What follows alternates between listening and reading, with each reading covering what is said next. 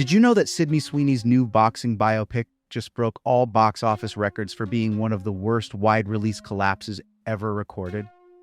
Yeah, it even has its own dedicated Wikipedia section documenting all the ways it tanked faster than any other film ever tracked in history. And that was just the start, because November had several major box office releases. One of them made $500 million.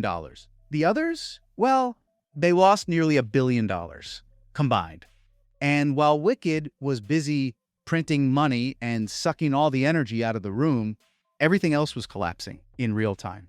Same month, same box office, same theaters, very different outcomes.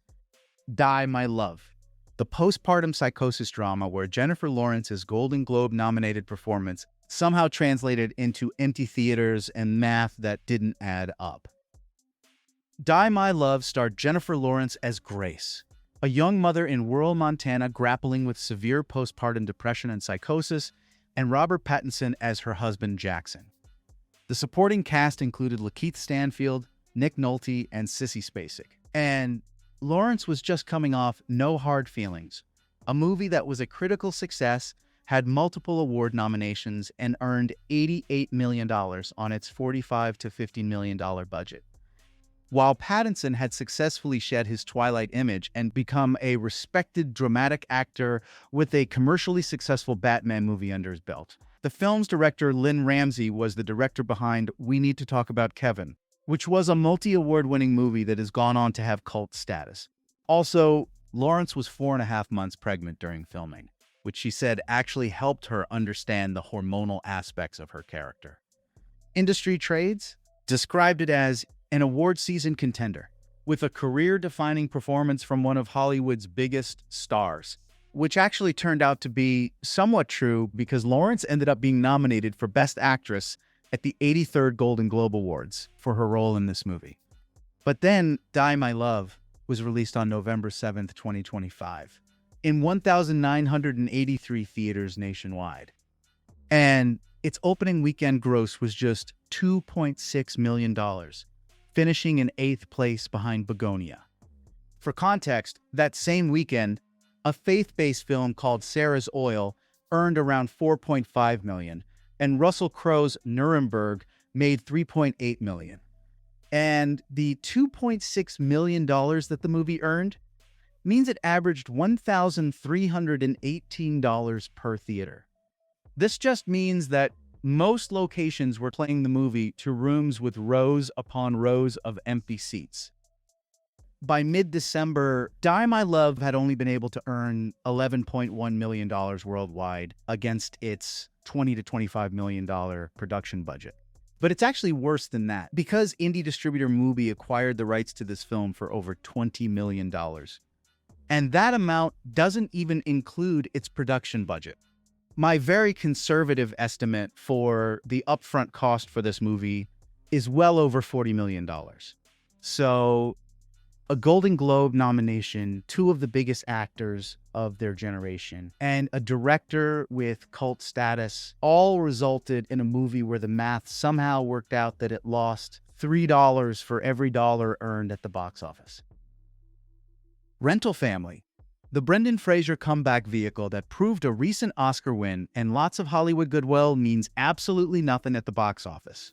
Rental Family starred Brendan Fraser as Philip Vanderplug, an American actor living in Tokyo who begins working for a Japanese rental family agency, where he is hired to pretend to be a fake relative or personal acquaintance for strangers who need stand-ins for various life events.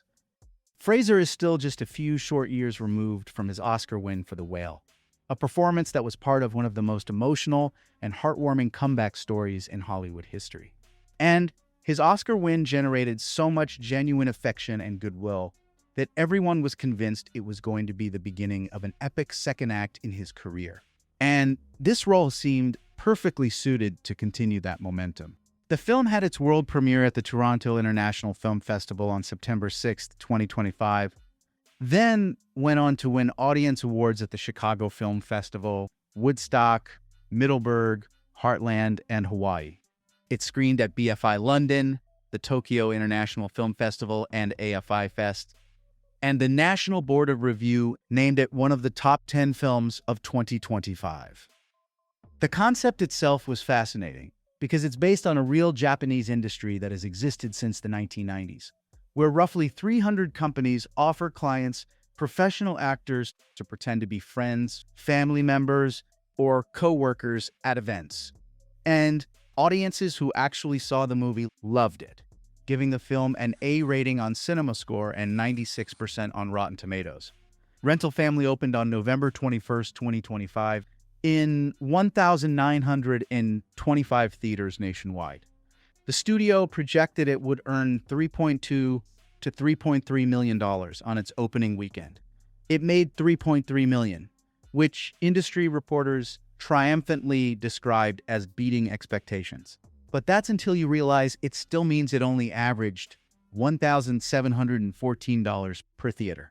And by mid-December, the film's total box office was $9.4 million on a $10 million production budget. That doesn't include any marketing costs. Searchlight had given it a wide release during the prime holiday movie season, positioned it as award season bait, but then watched it not get past 5th place and struggle to make back its production budget. Fraser's emotional comeback story and Oscar goodwill from The Whale turned out to have a much shorter shelf life than anyone expected. The Running Man. When Paramount bet $110 million on Glenn Powell being the next major movie star, only to watch him get outperformed by a bunch of magicians. The Running Man was a 2025 dystopian action thriller produced and directed by Edgar Wright. And it was the second adaptation of Stephen King's 1982 novel, following the 1987 Arnold Schwarzenegger version. The cast included Glenn Powell, Josh Brolin, Coleman Domingo, Michael Cera, and William H. Macy. The film was about a desperate man in a totalitarian future America who signs up for a deadly televised game show where contestants are hunted by professional assassins. And at the start, this film looked very promising because you had Glenn Powell riding high from Top Gun Maverick that earned $1.49 billion worldwide. Anyone But You surprised everyone by earning $220 million at the box office, and Twisters pulled in $372.3 million. Paramount Pictures gave The Running Man a production budget of $110 million. The marketing really emphasized Edgar Wright's distinctive visual style, and Arnold Schwarzenegger himself gave the remake his blessing. And the film tested in the high 80s with preview audiences, which is why Paramount gave it a prime pre-Thanksgiving release date on November 4th, 2025. The Running Man opened in over 3,500 movie theaters. The studio projected it would earn between $23 and $25 million in its opening weekend. But it made just $1.9 million on its Thursday preview screenings, then debuted to $16.4 to $17 million for the entire weekend, finishing in second place behind Now You See Me, Now You Don't, which is like the third or fourth sequel movie about a group of magicians and illusionists that surprised everyone by opening to $75.5 million globally. At the time of making this video in mid-December, The Running Man had only earned about $68 million worldwide against its $110 million budget. And Paramount had projected that the movie would earn at least $200 million globally. But given how badly the movie has performed so far, that doesn't look like it's ever going to happen. The reality is their $110 million bet was somehow outperformed and outgrossed by a bunch of magicians in a sequel that nobody even asked for. Christy, the Sydney Sweeney boxing biopic that flopped so hard it broke box office records and had its own dedicated Wikipedia section documenting its record-breaking failures. Christy was a 2025 biographical sports drama starring Sydney Sweeney as Christy Martin, the former professional boxer who became America's most famous female fighter in the 1990s, before her coach and husband attempted to take her life in November 2010. Sydney Sweeney reportedly gained more than 30 pounds for the role and trained extensively in boxing for months. She worked with nutritionists, boxing coaches, ate constantly to bulk up while maintaining an intense training schedule, and the real Christy Martin was even heavily involved in preparing her for the role. Also, this movie wasn't some cheap indie gamble. The film had a production budget of $15 million, which is substantial for a mid-budget drama. It premiered at the Toronto International Film Festival in September 2025, where it went through the usual festival ritual of everyone pretending to love the movie. But to be fair, even independent critics praised Sweeney's transformation and her dedication to the role, with many calling it one of her best performances. And the movie was positioned as a potential Oscar contender, with Sweeney appearing on early Best Actress prediction lists. Black Bear Pictures, which produced the film, made it their first theatrical release under their new distribution arm, showing they had real confidence in the project. And then Christy was released on November 7th, 2025, in over 2,000 theaters nationwide. But its opening weekend gross was just $1.3 million. Box Office Mojo classified this as one of the worst openings for a new release that opened on over 2,000 screens. But things were only going to get worse, because the film debuted at number 11, so it didn't even rank inside the top 10. However, the second weekend was when history was made. The film earned $108,000. That's a headlining drop of 92%, or to be more precise, 91.7%. From its opening weekend. And this became the worst second weekend drop of all time. It even managed to beat the previous record holder, the 2017 film called Collide, which had dropped 88.5%.